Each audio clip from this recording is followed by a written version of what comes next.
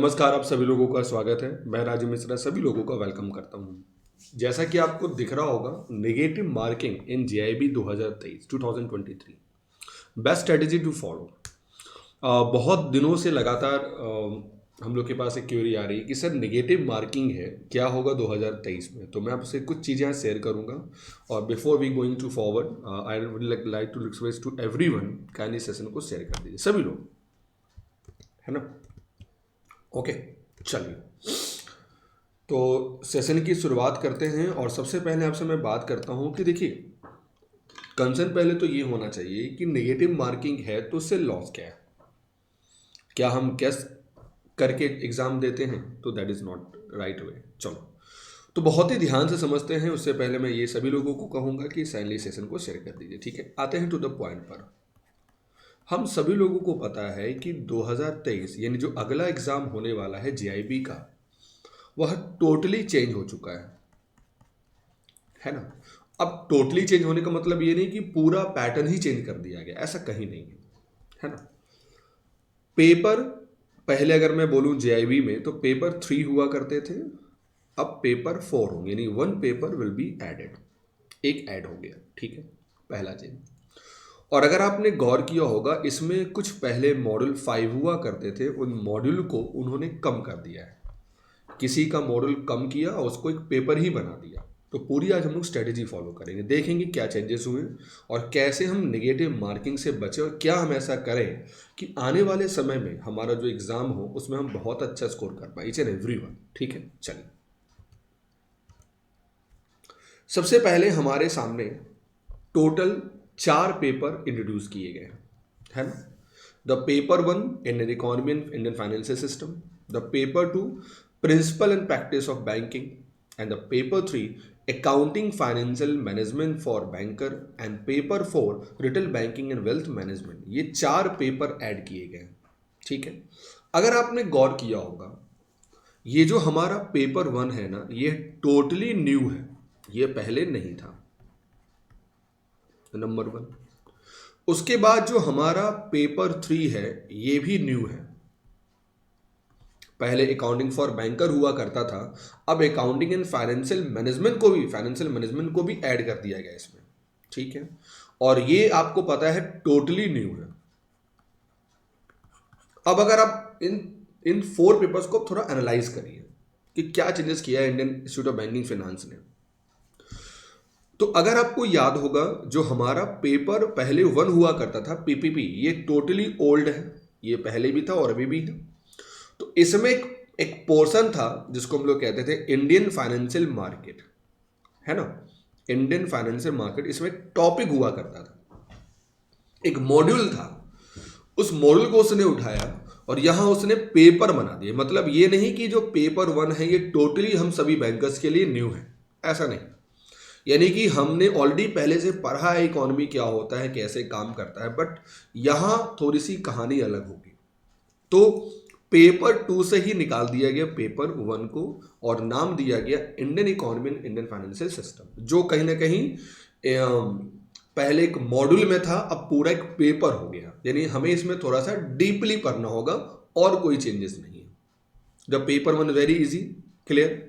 Paper 2 हमको पता ही है, नॉर्मल है। और अगर आपने गौर किया होगा, जो पेपर 4 है, पहले मैं पेपर 4 में जाता हूं, तो पहले पीपीपी मॉडल में एक पोर्शन था छोटा सा, रिटेल बैंकिंग होती क्या है, होलसेल बैंकिंग क्या होती, यूनिवर्सल बैंकिंग क्या होती, नैरो बैंकिंग क्या होती, only overview. But now the retail banking totally the paper, got it. और साथ में इसमें एक चीज और ऐड कर दी गई है, वेल्थ मैनेजमेंट। यानी कि इट्स वेरी इंपॉर्टेंट पार्ट कि हम कैसे वेल्थ को मैनेज करते हैं। उसके लिए हमें यह समझना होगा कि before going to the wealth management, what is management, what is the role of management, यानी पूरी चीजें हैं। उसके बाद ही आप इस वेल्थ मैनेजमेंट को समझ पाएंगे। और जो पीपीपी में पहले रिटेल बैंकिंग में मॉड्यूल में था, उसको इसने पेपर बना दिया। तो अगर मैं इन सभी को ओवरव्यू करूं, और एक अगर मैं बोलूं सबसे इंपॉर्टेंट पेपर हमारा है पेपर 3, विच इज कॉल्ड, वो टोटली न्यू है।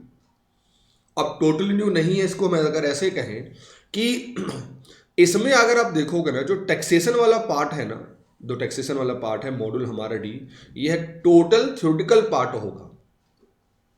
कॉस्ट अकाउंटिंग क्या होती है, टैक्सेशन पॉलिसी क्या होती है, इनकम के सोर्स क्या होते हैं, है ना, मतलब टोटली ये रिलेटेड है अकाउंटेंसी से। अब इसमें एक जो पार्ट अगर आप गौर करोगे, जो हमारा फाइनेंशियल मैनेजमेंट है, ये नया है, मतलब ये उतना आपको दिक्कत नहीं होगी समझने में, क्योंकि फैमिलियर टॉपिक है। ओके, अगर आपको याद होगा पहले इसी पेपर में जो हमारा एफबी हुआ करता था, उसी में मॉडल डी हुआ करता था कोर बैंकिंग, यानी जरा सोचिए, बस उसने ही उसको चेंज कर दिया। अब क्या हो गया, पूरा फाइनेंशियल स्टेटमेंट और सीबीएस को कंपाइल कर दिया गया। तो कुल मिला के अगर मैं इन सभी पेपर को एनालाइज करता हूं तो एक बात मैं समझता हूं ईच एंड एवरीवन कि हाँ, एक पेपर तो ऐड किया गया है, बट कोई ऐसा नहीं है कि बहुत बड़ा चेंजेस कर दिया गया, यानी हम उसे पेपर कर पाएंगे। और जो हमारा मॉड्यूल ए है पेपर 3 का, वह अकाउंटिंग प्रिंसिपल एंड प्रोसेस है, पहले भी था। बैंक रिकंसिलिएशन स्टेटमेंट क्या होता है, बैलेंस शीट क्या होती है, ट्रायल बैलेंस क्या होती है, पहले भी था, अभी भी है। इसमें न्यूमेरिकल पहले भी थे, न्यूमेरिकल अभी भी है। जैसे पीपीपी मॉडल में न्यूमेरिकल नहीं होते हैं, थ्योरी पार्ट ज़्यादा होता है। तो कुल मिला के कोई बहुत बड़ा चेंजेस नहीं किया है एग्जाम में, हाँ चेंजेस हुए हैं, but it could be bear.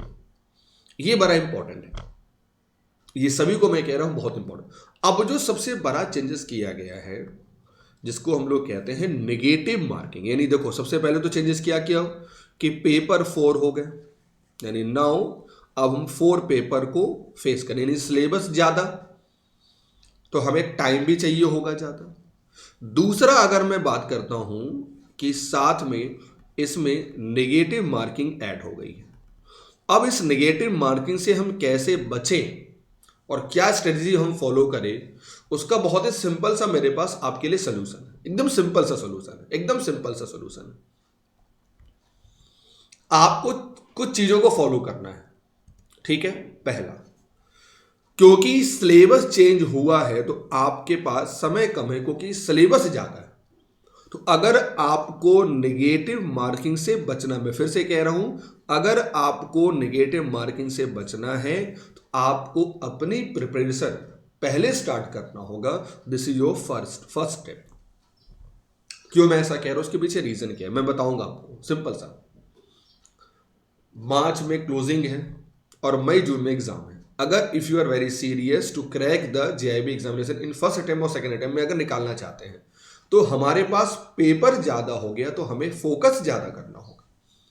और स्टार्ट अर्ली प्रिपरेशन, मैंने क्यों ऐसा कह रहा है, इसके पीछे रीजन है। क्योंकि अगर आपका कॉन्सेप्ट क्लियर नहीं होगा तो याद रखना निगेटिव जरूर होगा।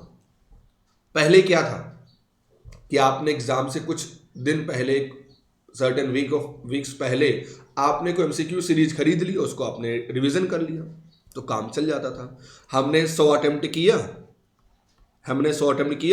हो सकता है कि हमारा 30 उसमें से रॉन्ग हो गया, हो सकता है हमारा 40 रॉन्ग हो गया, कोई दिक्कत नहीं है, बट हम बहुत इजीली हमारा स्कोर 60 आ जाएगा। नंबर ऑफ क्वेश्चन भी 100 हुआ करते थे, बट नाउ अब ऐसा नहीं। अब जरा सोचिए, अगर आपका कॉन्सेप्ट क्लियर नहीं होगा और अगर आपने अटेम्प्ट किया 120 में, फॉर एग्जाम्पल आपने अटेम्प्ट किया, मान लेते हैं आपने अटेम्प्ट किया 100 फॉर एग्जाम्पल, और इन 100 में आपका 40 जरा सोचो मान लो गलत हो गया, और पता होगा हम सभी लोगों को कि 0.25 डिडक्शन होता है, यानी जरा सोचिए कि आपका 40 तो रॉन्ग है, यानी आपका सही कितना है 60। अब इस 40 का मार्क्स कितना खत्म होगा 10, यानी आपका स्कोर आ गया 50, और हल्का से भी अगर ऊपर नीचे हुआ यू आर डिस्क्वालीफाइड, आप क्वालिफाई नहीं कर पाएंगे, क्योंकि आपको पता होगा 50 स्कोर करना कंपलसरी। तो समझ में आया दो बातें। अगर आपको नेगेटिव का डर खत्म करना है तो इसका सिंपल सा सॉल्यूशन, एकदम सिंपल सा, start early preparation. The focus number 2, concept is very important, concept को जरूर क्लियर करिए। एंड तीसरा, क्यों ऐसा कह रहा हूं, इसका बेनिफिट ये होगा कि आपके पास रिवीजन का बेहतर टाइम मिल पाएगा। अगर आपने रिवीजन कर लिया through multiple question, module wise हमें चलना है, पहले हमें कॉन्सेप्ट क्लियर करना है, देन गो फॉर हम चलेंगे प्रैक्टिस करेंगे मॉड्यूल वाइज, पेपर वाइज। यानी कि हम एक पेपर उठाएंगे और देखेंगे उसमें हमारे अगर 4 मॉड्यूल हैं तो हम चारों को रिवाइज करेंगे, यानी हमारा कॉन्सेप्ट क्लियर हुआ, हमारा प्रैक्टिस क्लियर हुआ।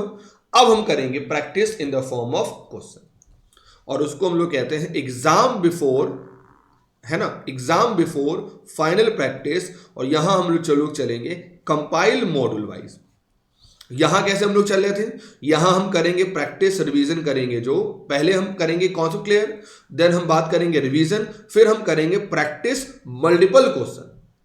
ये 3 चीजें हमारी हो जाएंगी। देन गो फॉर द, हम चलेंगे एक फाइनल प्रैक्टिस जिसमें हम सारे मॉड्यूल को कंपाइल कर देंगे। अगर आपने ये 4 काम कर लिया ना, मैं गारंटी देता हूं जो आपके मन में नेगेटिव का फोबिया है ना, ये टोटली खत्म हो जाएगा। तो उसके लिए आपको सिंपल सा एक काम करना है, दिस इज वेरी इंपॉर्टेंट। अब JIB का ओलिव बोर्ड प्लेटफॉर्म पर 5 दिसंबर को एक बैच स्टार्ट हुआ है जिसका नाम है सिलेक्शन बैच। इस बैच में जो पेपर है वो चारों पेपर को हम लोग मॉड्यूल वाइज पढ़ा रहे हैं। वो करीब 3 मंथ्स की क्लास होगी। क्लास पूरा होने में क्या फायदा होगा कि आपका सारा जो कॉन्सेप्ट है वो क्लियर हो जाएगा, पहला फायदा। दूसरा, उसके बाद हम करेंगे उसमें रिवीजन, उसके बाद करेंगे क्या, हम लोग प्रैक्टिस। और जब एग्जाम का समय नजदीक आएगा तो हम उसमें से पहले क्या करेंगे, ओनली करेंगे कंपाइल मॉडल को मिला के पूरा रिवीजन। तो अगर आपने इसको फॉलो किया ना, it is my guarantee to all of you guys, do not worry about the negative marking. Negative marking तो हर एग्जाम में होती है और बहुत अच्छी बात है। IABF ने सोचा कि भाई बिल्कुल सही बात है, the person, the banker who qualified JIB, और स्टिल अगर उसको कोई चीज नहीं आ रही है, क्योंकि देखो सभी बैंकर्स करते हैं, टाइम मिलता नहीं है, ये हम सभी को पता है। एग्जाम मतलब बैंकर में छुट्टियां मिलती नहीं है, तो हम करते हैं थोड़ा सा प्रिपरेशन अपनी लेट स्टार्ट करते हैं। उस केस में क्या होता है कि हम क्वालिफाई तो कर जाते थे, लेकिन जो हमारा कॉन्सेप्ट है वो क्लियर नहीं होता था। तो it is very good initiative taken by the IABF कि उसने नेगेटिव मार्किंग स्टार्ट की है। मतलब अब हमें फोकस करना होगा, और जिसने फोकस नहीं किया, मैं फिर से कह रहा हूं, उसकी गलतियां ज्यादा होंगी। और ये रिकॉर्ड देखा गया है, whenever the syllabus has been change, तो जो पहला एग्जाम होगा ना वो बहुत ईजी होता है। तो बस सभी को मैं यही कहना चाहूंगा, फोकस इसी पे करिए टू ईच एंड एवरीवन, और काइंडली इस बैच में एनरोलमेंट करिए जो हमारा सिलेक्शन बैच है 2000। और अगर आप इस बैच में एनरोलमेंट करते हैं तो वहां मैं पेपर जो 3 है, जो मैंने आपको बोला, वो पूरा वहां मैं कवर करा रहा हूं। Kindly use my code, kindly use my code. इसका बेनिफिट होगा कि whatever discount is running, आपको 5% आपको एक्स्ट्रा मिलेगा if you use my code Rajiv.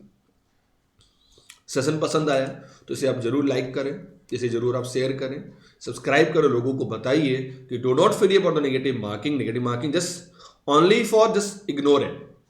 आपका अगर कॉन्सेप्ट क्लियर है तो बिल्कुल you will get finally good score आपका आएगा, और आप पहले अटेम्प्ट में अच्छा स्कोर आपका आएगा। ओके, सभी को best of luck and thank you, take care, bye bye.